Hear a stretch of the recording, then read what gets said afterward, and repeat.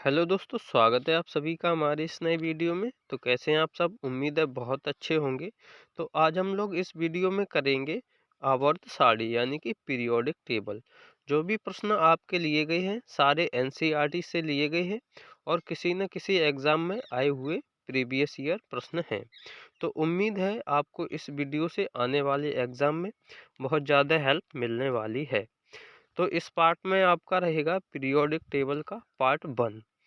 तो देरी न करते हुए हम लोग वीडियो को स्टार्ट करते हैं।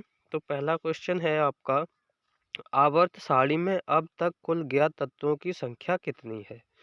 तो पहला क्वेश्चन है, आवर्त सारणी में आपसे पूछा गया है कुल ज्ञात तत्वों की संख्या। तो ये हो जाएगी आपकी 118। तो पहले का आंसर हो जाएगा 118। दूसरा क्वेश्चन है, आवर्त सारणी में त्रिक सिद्धांत किसने दिया? तो ये जो त्रिक सिद्धांत है ये दिया है आपका डोबे रायनर ने, इसीलिए इसको डोबे रायनर का त्रिक सिद्धांत भी कहा जाता है। अगला क्वेश्चन है, डोबे रायनर का त्रिक सिद्धांत किस पर आधारित है? जो डोबे रायनर ने त्रिक सिद्धांत दिया है ये तत्वों के परमाणु भार पर आधारित है। डोबे रायनर के त्रिक सिद्धांत हैं कितने हैं, जिनमें मध्य तत्व का परमाणु भार अन्य दो तत्वों के परमाणु भार का माध्य होता है। डोबे रायनर ने जब तक उन्होंने अपनी पीरियोडिक टेबल दी थी तब तक 3 त्रिक को ज्ञात किया था। तो कौन कौन से हैं? पहला त्रिक है आपका लिथियम सोडियम पोटेशियम, दूसरा है कैल्शियम स्ट्रोंशियम बेरियम और तीसरा है क्लोरीन ब्रोमीन आयोडीन। इसका सिद्धांत का मतलब क्या होता है? जो आपका पहला त्रिक दिया गया है जिसमें लिखा हुआ है लिथियम सोडियम और पोटेशियम। तो इसमें जो सोडियम का द्रव्यमान होगा परमाणु भार होगा वो लिथियम और पोटेशियम के माध्य के बराबर होगा। इसी प्रकार से स्ट्रोंशियम का परमाणु भार होगा वो कैल्शियम और बेरियम के माध्य के बराबर होगा।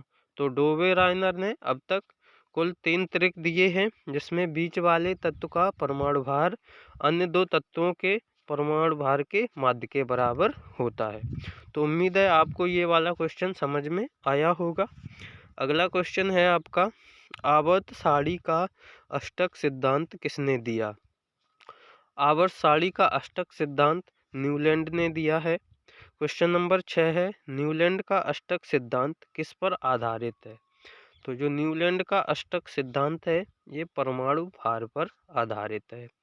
क्वेश्चन नंबर 7 है, न्यूलैंड का अष्टक सिद्धांत किस तत्व तक लागू होता है? न्यूलैंड का जो अष्टक सिद्धांत है वो केवल हल्के तत्वों के लिए मान्य होता है और ये केवल कैल्शियम तक सीमित रहा है। अगला है आपका, न्यूलैंड द्वारा प्रतिपादित आवर्त सारणी में अंतिम तत्व कौन सा था? तो जो न्यूलैंड ने आवर्त सारणी प्रतिपादित की यानी दी थी उसमें जो अंतिम तत्व था वो था आपका थोरियम और पहला तत्व था हाइड्रोजन। और कुल तत्वों की जो संख्या थी न्यूलैंड के द्वारा दी गई आवर्त सारणी में वो 56 थी। और इसमें जो था पहला तत्व 8वें तत्व के समान गुण रखता था, इसीलिए इसको संगीत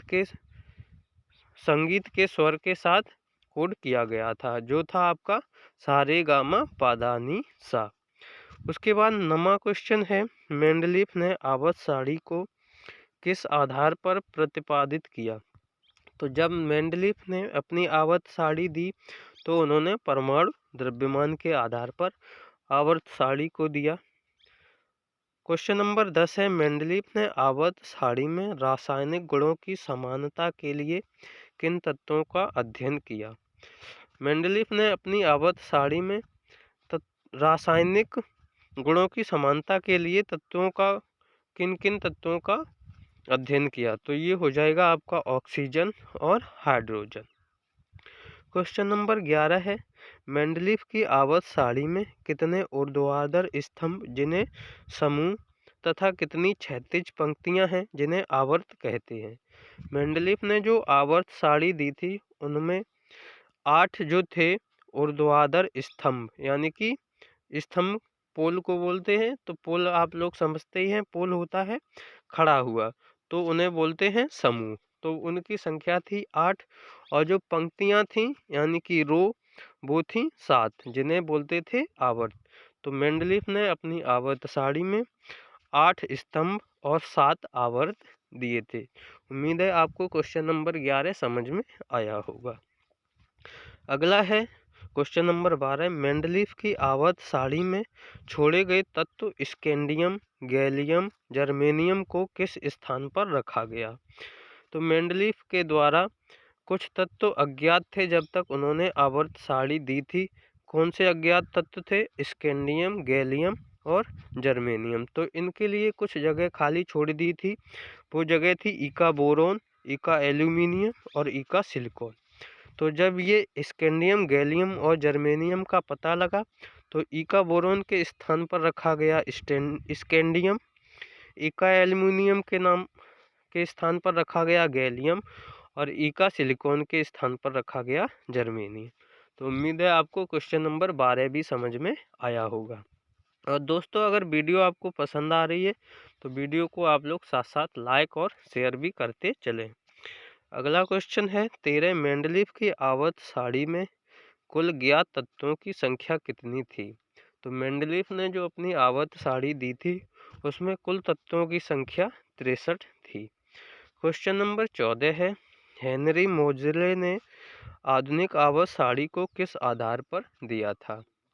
तो जो आधुनिक आवर्त सारणी दी गई है वो परमाणु संख्या के आधार पर दी गई है और इसके जन्मदाता कौन है? हेनरी मोजले। अगला क्वेश्चन है क्वेश्चन नंबर 15। आधुनिक आवर्त सारणी में कितने ऊर्ध्वाधर स्तंभ जिन्हें समूह तथा कितनी क्षैतिज पंक्तियां जिन्हें आवर्त कहते हैं? तो आपको पूछा गया है जो आधुनिक आवर्त सारणी में कितने समूह हैं? तो इसमें हैं आपके 18 समूह जो ऊर्ध्वाधर होते हैं यानी खड़े होते हैं, और जो क्षैतिज पंक्तियों की संख्या है वो है 7 जिन्हें कहते हैं आवर्त। अगला क्वेश्चन है आधुनिक आवर्त सारणी को कब दिया गया? तो जो आधुनिक आवर्त सारणी मोजले के द्वारा दी गई वो 1913 में दी गई। अगला क्वेश्चन है आधुनिक आवर्त सारणी में समूह 1 को किस नाम से जाना जाता है? तो जो आधुनिक आवर्त सारणी में समूह टोटल दिए गए हैं 18, तो उसमें पूछा गया है आपसे जो समूह 1 है उन धातुओं को किस नाम से जाना जाता है? और समूह 1 में जो है वो सारी धातुएं हैं, तो इनका नाम है क्षारीय धातु यानी कि एल्कली मेटल। तो जिनमें हैं आपके hydrogen, lithium, sodium, potassium, rubidium, caesium और फ्रेंसियम। अगला क्वेश्चन है आधुनिक आवर्त सारणी में समूह 2 को किस नाम से जाना जाता है? आधुनिक आवर्त सारणी में समूह 2 है उसको जाना जाता है क्षारीय पृथ्वी धातु यानी कि अल्कली अर्थ मेटल के नाम से। इसमें आता है आपका beryllium, magnesium, calcium, strontium, barium और रेडियम। अगला क्वेश्चन है क्वेश्चन नंबर 19। आधुनिक आवर्त सारणी में समूह 13 को किस नाम से जाना जाता है? जो समूह 13 है इसको जाना जाता है बोरोन फैमिली। तो बोरोन फैमिली के अंतर्गत कौन कौन से तत्व आते हैं? तो पहला है आपका बोरोन, एल्यूमिनियम, गैलियम, इंडियम और थैलियम। तो इसीलिए इसको बोरोन फैमिली से जाना जाता है क्योंकि इसका पहला तत्व है बोरोन। अगला है आपका क्वेश्चन नंबर 20। आधुनिक आवर्त सारणी में समूह 14 को किस नाम से जाना जाता है? तो ये जाना जाता है कार्बन फैमिली। तो क्योंकि इसका पहला तत्व कार्बन है इसीलिए इसको कार्बन फैमिली के नाम से जाना जाता है। इसमें कौन कौन से तत्व हैं? कार्बन, सिलिकॉन, जर्मेनियम, टिन और लेड। अगला है आपका 21। आधुनिक आवर्त सारणी में समूह 15 को किस नाम से जाना जाता है? इसको जाना जाता है आपका नाइट्रोजन फैमिली क्योंकि इसका पहला तत्व है नाइट्रोजन, दूसरा हो जाएगा फास्फोरस, तीसरा आर्सेनिक, चौथा एंटीमनी और पांचवा बिस्मथ। क्वेश्चन नंबर 22 है आधुनिक आवर्त सारणी में समूह 16 को किस नाम से जाना जाता है? जो समूह 16 है आपको वो ऑक्सीजन फैमिली के नाम से जाना जाता है, क्योंकि इसका पहला तत्व जो है वो है ऑक्सीजन, दूसरा है सल्फर, तीसरा सेलेनियम, टेल्यूरियम और पोलोनियम। उसके बाद क्वेश्चन नंबर 23 है, आधुनिक आवर्त सारणी में समूह 17 को किस नाम से जाना जाता है? समूह 17 को जाना जाता है हैलोजन के नाम से। इसमें आपके तत्व हैं फ्लोरीन, क्लोरीन, ब्रोमीन, आयोडीन और एस्टेटाइन। उम्मीद है आपको वीडियो पसंद आ रहा होगा और कॉन्सेप्ट भी क्लियर हो रहा होगा।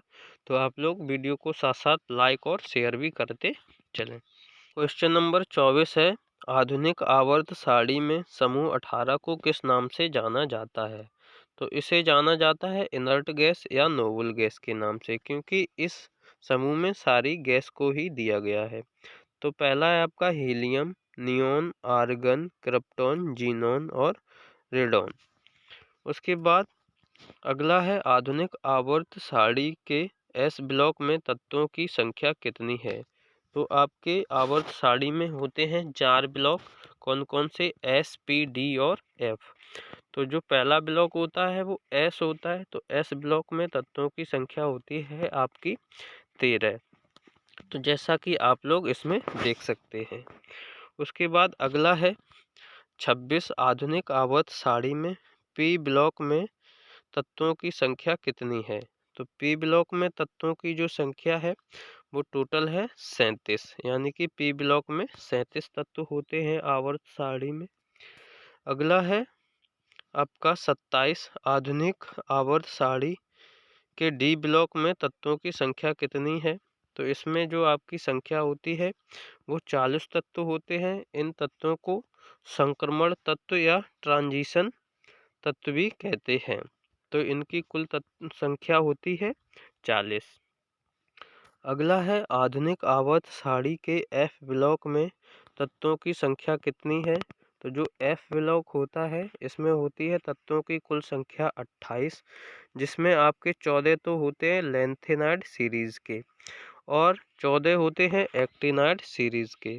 तो इन तत्वों को लेंथेनाइड और एक्टिनाइड भी कहते हैं। तो इन्हें मिलाकर टोटल संख्या आपकी हो जाएगी 28। तो आधुनिक आवर्त सारणी के एफ ब्लॉक के तत्वों में होती है 28 संख्या। अगला है, आधुनिक आवर्त सारणी में उपधातुओं की संख्या कितनी है? तो आधुनिक आवर्त सारणी में जो उपधातुएं होती हैं वो हैं 7। उपधातुएं वे होती हैं जो धातु और अधातु के बीच का गुण रखती हैं। तो पहली है आपकी boron, silicon, germanium, arsenic, antimony, tellurium और पोलोनियम। तो ये हो गई आपकी 7 उपधातुएं। अगला है, आधुनिक आवर्त सारणी में धातु और अधातु की कुल संख्या कितनी है? तो जो इनकी कुल संख्या है वो है 111, यानी धातु और अधातु को मिलाकर टोटल जो नंबर आएगा वो 111, जिनमें केवल धातुएं हैं वो है 91 यानी 91 और जो अधातुएं हैं वो हैं 20। तो उम्मीद है आपको वीडियो पसंद आया होगा नॉलेज के लिए और आपके लिए हेल्पफुल रहा होगा। तो वीडियो अगर पसंद आया है तो वीडियो को आप लोग लाइक कर सकते हैं, शेयर कर सकते हैं और ऐसे ही शानदार वीडियो पाने के लिए चैनल को भी सब्सक्राइब कर सकते हैं, जिससे आने वाली वीडियो की अपडेट आपको समय से मिलती रहे और कोई भी वीडियो आपसे मिस ना हो सके। तो थैंक्स फॉर वॉचिंग। और वीडियो पसंद आया है तो फ्रेंड्स आप लोग वीडियो को लाइक और शेयर और सब्सक्राइब करना ना भूलें। तो वीडियो देखने के लिए आप सभी का बहुत बहुत धन्यवाद।